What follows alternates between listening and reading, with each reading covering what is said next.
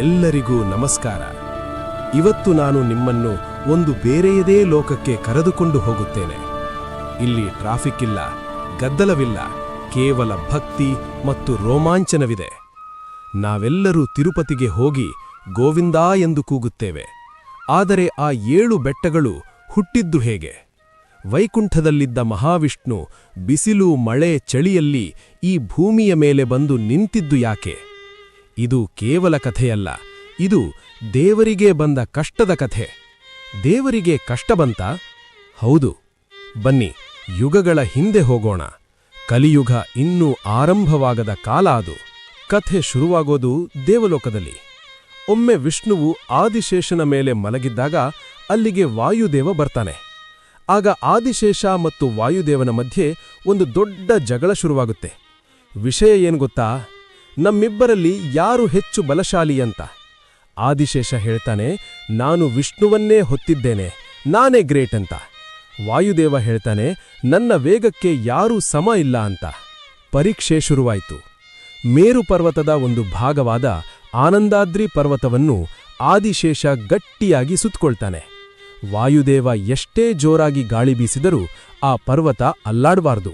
ಇದೇ ಪಂಥ. ವಾಯುದೇವ ಪ್ರಚಂಡ ವೇಗದಲ್ಲಿ ಗಾಳಿ ಬೀಸೋಕೆ ಶುರು ಮಾಡ್ತಾನೆ. ಪ್ರಕೃತಿ ತಳ್ಳಣಗೊಳ್ಳುತ್ತೆ. ಆದರೆ ಆದಿಶೇಷ ಮಾತ್ರ ಪರ್ವತವನ್ನು ಬಿಗಿಯಾಗಿ ಹಿಡಿದುಕೊಂಡಿರ್ತಾನೆ.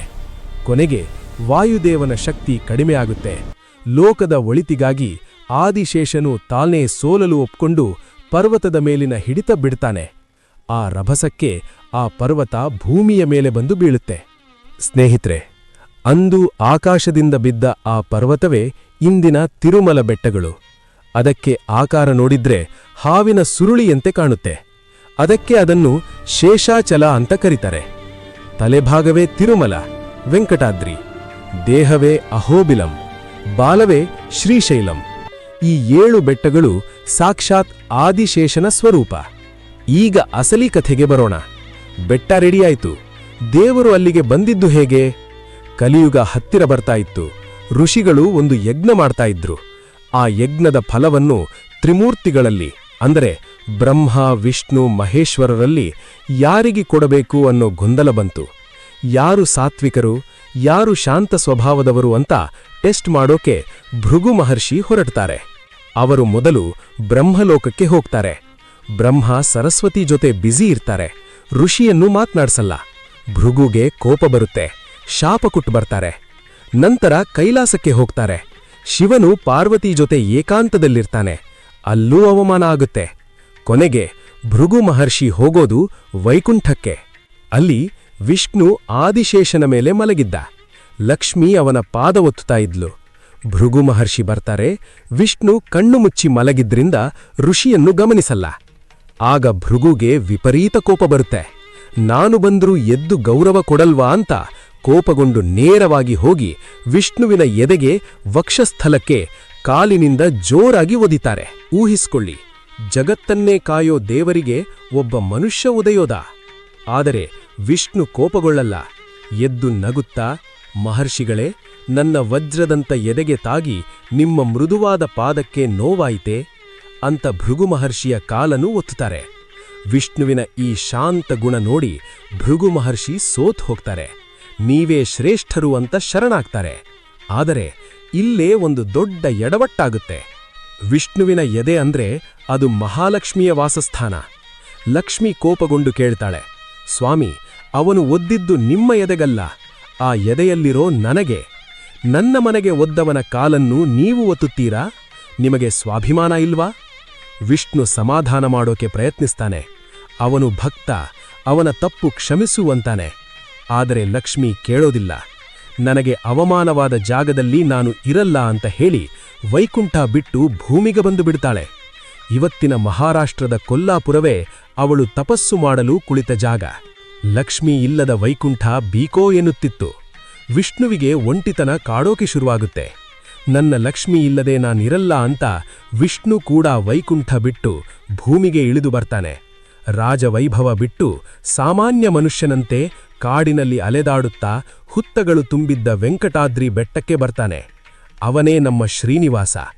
ಹಸಿವು ಬಾಯರಿಗೆ ಮಲಗೋಕೆ ಜಾಗವಿಲ್ಲದೆ ಒಂದು ಹುತ್ತದ ಒಳಗೆ ತಪಸ್ಸಿಗೆ ಕೂತ್ಕೊಳ್ತಾನೆ.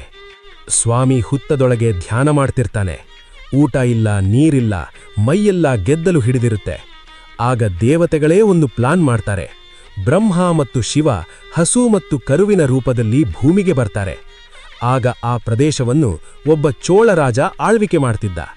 ಆ ಹಸು ರಾಜನ ಹಟ್ಟಿಗೆ ಸೇರ್ಕೊಳ್ಳುತ್ತೆ. ಪ್ರತಿದಿನ ಈ ಹಸು ಕಾಡಿಗೆ ಮೇಯೋಕೆ ಹೋದಾಗ ಗುಂಪಿನಿಂದ ತಪ್ಪಿಸಿಕೊಂಡು ಆ ಹುತ್ತದ ಬಳಿ ಹೋಗುತ್ತಿತ್ತು. ತನ್ನಷ್ಟಕ್ಕೆ ತಾನೇ ಹಾಲು ಸುರಿಸಿ ಹುತ್ತದೊಳಗಿದ್ದ ಶ್ರೀನಿವಾಸನ ಹಸಿವು ನೀಗಿಸುತ್ತಿತ್ತು. ಅರಮನೆಯಲ್ಲಿ ಹಸು ಹಾಲು ಕೊಡ್ತಾ ಇರಲಿಲ್ಲ. ರಾಜ ಗೋಪಾಲಕನಿಗೆ ಬೈದ. ಗೋಪಾಲಕ ಹಸುವನ್ನು ಫಾಲೋ ಮಾಡ್ಕೊಂಡು ಹೋದ. ಅಲ್ಲಿ ಹಸು ಹುತ್ತಕ್ಕೆ ಹಾಲು ಕರೆಯೋದನ್ನ ನೋಡ್ದ. ಅವನಿಗೆ ವಿಪರೀತ ಕೋಪ ಬಂತು. ಕೈಲಿದ್ದ ಕೊಡಲಿಯಿಂದ ಹಸುವಿಗೆ ಜೋರಾಗಿ ಹೊಡೆಯೋಕೆ ಹೋದ. ಆಗ ಏನಾಯ್ತು ಗೊತ್ತಾ? ಹುತ್ತದೊಳಗಿದ್ದ ಶ್ರೀನಿವಾಸ ಆ ಮೂಕ ಪ್ರಾಣಿಯನ್ನು ಉಳಿಸೋಕೆ ಥಟ್ಟನೆ ಮೇಲೆ ಬರ್ತಾನೆ. ಕೊಡಲಿಯ ಏಟು ಹಸುವಿನ ಬದಲು ಶ್ರೀನಿವಾಸನ ತಲೆಗೆ ಬೀಳುತ್ತೆ. ದೇವತೆಗಳ ಒಡೆಯನ ತಲೆಯಿಂದ ರಕ್ತದ ಧಾರೆಯೇ ಹರಿಯುತ್ತೆ. ಸ್ನೇಹಿತರೆ, ಇವತ್ತಿಗೂ ತಿರುಪತಿ ವೆಂಕಟೇಶ್ವರನ ತಲೆಯ ಮೇಲೆ ನೋಡಿ, ಅಲ್ಲಿ ನಾಮದ ಮೇಲೆ ಒಂದು ಬಿಳಿ ಬಟ್ಟೆ ಅಥವಾ ಪಚ್ಚ ಕರ್ಪೂರ ಇಟ್ಟಿರ್ತಾರೆ. ಅದು ಅಂದು ಬಿದ್ದ ಏಟಿಗೆ ಹಾಕಿರೋ ಮದ್ದು. ಗಾಯಗೊಂಡ ಶ್ರೀನಿವಾಸನಿಗೆ ಕಾಡಿನಲ್ಲಿ ಒಬ್ಬ ಮಹಿಳೆ ಸಿಗ್ತಾಳೆ. ಅವಳೇ ವಕುಲಾದೇವಿ. ಇವಳು ದ್ವಾಪರ ಯುಗದಲ್ಲಿ ಯಶೋದೆಯಾಗಿದ್ಲು. ಕೃಷ್ಣನ ಮದುವೆ ನೋಡೋ ಭಾಗ್ಯ ಅವಳಿಗೆ ಸಿಕ್ಕಿರ್ಲಿಲ್ಲ. ಅದಕ್ಕೆ ಈ ಜನ್ಮದಲ್ಲಿ ವಕುಲಾದೇವಿಯಾಗಿ ಬಂದು ಶ್ರೀನಿವಾಸನಿಗೆ ತಾಯಿಯಾಗಿ ಆಶ್ರಯ ಕೊಡ್ತಾಳೆ. ಹೀಗಿರುವಾಗ ಒಂದು ದಿನ ಶ್ರೀನಿವಾಸ ಕಾಡಿನಲ್ಲಿ ಬೇಟೆಗೆ ಹೋಗ್ತಾನೆ. ಅಲ್ಲಿ ಸುಂದರವಾದ ಉದ್ಯಾನವನದಲ್ಲಿ ರಾಜಕುಮಾರಿ ಪದ್ಮಾವತಿಯನ್ನು ನೋಡ್ತಾನೆ. ಪದ್ಮಾವತಿ ಅಂದ್ರೆ ಸಾಕ್ಷಾತ್ ವೇದವತಿ. ರಾಮಾಯಣದಲ್ಲಿ ರಾವಣನಿಂದ ಕಷ್ಟ ಅನುಭವಿಸಿದವಳು. ಶ್ರೀನಿವಾಸನಿಗೆ ಪದ್ಮಾವತಿಯನ್ನು ನೋಡಿದ ತಕ್ಷಣ ಪ್ರೀತಿಯಾಗತ್ತೆ, ಲವ್ ಅಟ್ ಫಸ್ಟ್ ಸೈಟ್. ಆದರೆ ಅವನು ಒಬ್ಬ ಬಡವ, ಕಾಡಿನವಾಸಿ. ಅವಳು ಆಕಾಶರಾಜನ ಮಗಳು. ಮದುವೆ ಹೇಗಾಗತ್ತೆ? ಶ್ರೀನಿವಾಸ ಮನೆಗೆ ಬಂದು ಊಟ ಬಿಟ್ಟು ಮಲಗ್ಬಿಡ್ತಾನೆ. ತಾಯಿ ಕಾರಣ ಕೇಳ್ತಾಳೆ. ಅಮ್ಮ, ನನಗೆ ಪದ್ಮಾವತಿ ಬೇಕು ಅಂತ ಹಠ ಹಿಡಿತಾನೆ. ಕೊನೆಗೆ ವಕುಲಾದೇವಿ ಆಕಾಶರಾಜನ ಅರಮನೆಗೆ ಹೋಗಿ ಪ್ರಸ್ತಾವ ಇಡ್ತಾಳೆ. ರಾಜ ಒಪ್ಕೊಳ್ತಾನೆ. ಆದರೆ ಮದುವೆ ಮಾಡೋಕೆ ದುಡ್ಡಿಲ್ಲ. ಶ್ರೀನಿವಾಸನ್ ಹತ್ರ ಚಿಕ್ಕಾಸಿಲ್ಲ. ರಾಜಕುಮಾರಿಯನ್ನು ಮದುವೆ ಆಗಬೇಕಂದ್ರೆ ವೈಭವ ಬೇಕಲ್ಲ. ಆಗ ಶ್ರೀನಿವಾಸ ಒಂದು ಐತಿಹಾಸಿಕ ನಿರ್ಧಾರ ತಗೊಳ್ತಾನೆ. ಸಂಪತ್ತಿನ ದೇವತೆ ಕುಬೇರನ ಹತ್ತಿರ ಸಾಲ ಕೇಳೋಕೆ ಹೋಗ್ತಾನೆ. ಕುಬೇರ ಕೇಳ್ತಾನೆ, ಸಾಲ ತಗೊಳ್ತಿದ್ದೀಯಾ, ತೀರ್ಸೋಕೆ ಆಗುತ್ತಾ ಅಂತ. ಆಗ ಶ್ರೀನಿವಾಸ ಹೇಳ್ತಾನೆ, ನಾನು ಕಲಿಯುಗ ಮುಗಿಯೋ ತನಕ ಇಲ್ಲೇ ಬೆಟ್ಟದ ಮೇಲೆ ನಿಂತು ಭಕ್ತರ ಕಷ್ಟ ಪರಿಹಾರ ಮಾಡ್ತೀನಿ. ಭಕ್ತರು ನನಗೆ ಕಾಣಿಕೆ ಕೊಡ್ತಾರೆ. ಅದರಲ್ಲಿ ನಿನಗೆ ಬಡ್ಡಿ ಅಂದ್ರೆ ಇಂಟ್ರೆಸ್ಟ್ ಕಟ್ತಲೇ ಇರ್ತೀನಿ ಅಂತ ಮಾತು ಕೊಡ್ತಾನೆ.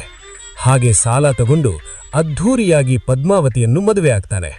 ಮದುವೆಯಾಗಿ 6 ತಿಂಗಳು ಕಳೆಯುತ್ತೆ. ವಿಷಯ ತಿಳಿದು ಮಹಾಲಕ್ಷ್ಮಿ ಕೊಲ್ಲಾಪುರದಲ್ಲಿದ್ದವಳು ಕೋಪಗೊಂಡು ತಿರುಪತಿಗೆ ಬರ್ತಾಳೆ. ಒಂದು ಕಡೆ ಪದ್ಮಾವತಿ, ಇನ್ನೊಂದು ಕಡೆ ಲಕ್ಷ್ಮಿ. ಇಬ್ಬರೂ ಶ್ರೀನಿವಾಸನ ಮುಂದೆ ಜಗಳಕ್ಕೆ ನಿಲ್ತಾರೆ. ನನ್ನನ್ನು ಬಿಟ್ಟು ಇವಳನ್ನು ಮದುವೆಯಾದ್ಯಾ ಅಂತ ಲಕ್ಷ್ಮಿ, ನನ್ನನ್ನು ಯಾಕೆ ಮದುವೆಯಾದೆ ಅಂತ ಪದ್ಮಾವತಿ. ಇಬ್ಬರ ಜಗಳ ನೋಡಲಾಗದೆ ಭಕ್ತರಿಗೆ ಕೊಟ್ಟ ಮಾತನ್ನು ಉಳಿಸಿಕೊಳ್ಳಲು ಶ್ರೀನಿವಾಸನು ಶಿಲೆಯಾಗಿ ಅಂದರೆ ಕಲ್ಲಾಗಿ ತಿರುಮಲ ಬೆಟ್ಟದ ಮೇಲೆ ನಿಂತು ಬಿಡ್ತಾನೆ. ಅದೇ ಕ್ಷಣ ಲಕ್ಷ್ಮಿ ಮತ್ತು ಪದ್ಮಾವತಿ ಇಬ್ಬರಿಗೂ ತಮ್ಮ ತಪ್ಪು ಅರಿವಾಗುತ್ತೆ. ಲಕ್ಷ್ಮಿ ಸ್ವಾಮಿಯ ಎದೆಯ ಮೇಲೆ ಬಂದು ನೆಲೆಸ್ತಾಳೆ, ಅಂದರೆ ವಕ್ಷಸ್ಥಲ ಲಕ್ಷ್ಮಿ. ಪದ್ಮಾವತಿ ಅಲಮೇಲು ಮಂಗಾಪುರದಲ್ಲಿ ನೆಲೆಸ್ತಾಳೆ. ಸ್ನೇಹಿತರೆ, ಅಂದು ಕಲ್ಲಾಗಿ ನಿಂತ ಆ ಶ್ರೀನಿವಾಸನೇ ಇಂದಿಗೂ ನಾವು ನೋಡುವ ತಿರುಪತಿ ತಿಮ್ಮಪ್ಪ. ಅವನು ಕೇವಲ ಕಲ್ಲಲ್ಲ, ಕುಬೇರನ ಸಾಲ ತೀರಿಸಲು, ಭಕ್ತರ ಪಾಪ ಕಳೆಯಲು ಯುಗ ಯುಗಾಂತರಗಳಿಂದ ಕಾದು ನಿಂತಿರುವ ಜೀವಂತ ದೇವರು. ಇದು ತಿರುಮಲದ ನಿಜವಾದ ಇತಿಹಾಸ.